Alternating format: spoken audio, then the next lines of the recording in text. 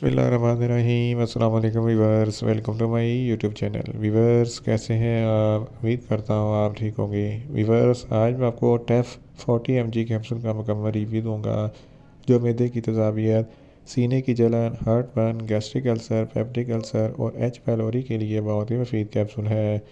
टेफ capsule को किन condition में इस्तेमाल किया जाता है, इसके फ़ायदे और नुकसानात क्या हैं, इसके कॉन्ट्रा इंडिकेशन क्या हैं, ये सब कुछ मैं आपको वीडियो में बताऊंगा।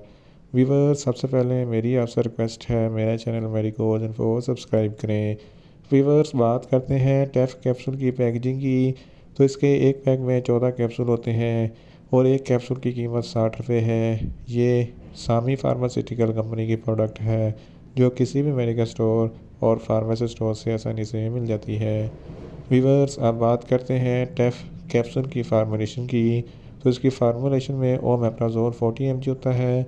ये 20 mg की स्ट्रेंथ में भी दस्तियाब होता है जो मैदे की तेज़ाबियत को कम करता है। व्यूवर्स अब बात करते हैं टेफ कैप्सूल का सही तरीका इस्तेमाल और खुराक की, तो टेफ कैप्सूल दिन में एक कैप्सूल 2 मरतबा इस्तेमाल कर सकते हैं, यानी कि कैप्सूल सुबह एक कैप्सूल शाम इस्तेमाल कर सकते हैं। कैप्सूल को खाना खाने से पहले इस्तेमाल करें तो आपको इफेक्टिव रिजल्ट मिलेंगे, या आप अपनी कंडीशन या डॉक्टर की हिदायत के मुताबिक भी इस्तेमाल कर सकते हैं। व्यूवर्स अब बात करते हैं टेफ कैप्सूल को किन कंडीशन में इस्तेमाल किया जाता है और इसके फ़ायदे क्या है।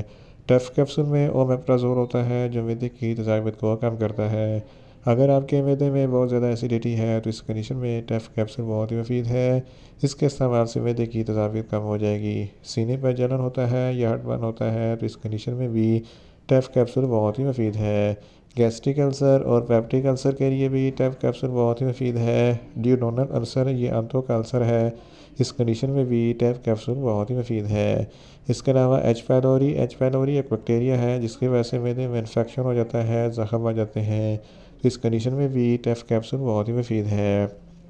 इसके अलावा जड़, जिसको गैस्ट्रोएसोफेगिस रिफ्लक्स डिजीज़ कहते हैं, ये एक ऐसी बीमारी है जिसकी वजह से जब खाना खाते हैं तो खाना खाने के बाद गैस खुराक की नाली में आ जाती है, हटपन होता है, सीने पे जलन होती है, ब्लोटिंग होती है, खट्टे मीठे डकार आते हैं, तो इस कंडीशन में भी टेफ कैप्सूल बहुत ही मुफीद है।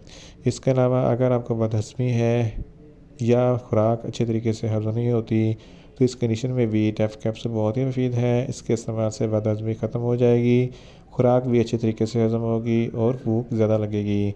इसके अलावा अगर आप बहुत ज़्यादा स्पाइसी फ़ूड खाते हैं तो स्पाइसी फ़ूड खाने के फ़ौरन बाद टेफ कैप्सूल का इस्तेमाल ज़रूर करें ताकि आपके मैदे में ज़्यादा तेज़ाबियत पैदा ना हो। इन शॉर्ट टेफ कैप्सूल मैदे की तेज़ाबियत, सीने की जलन, heart burn, gastric ulcer, peptic ulcer और एच पैलोरी के लिए बहुत ही मुफीद कैप्सूल है।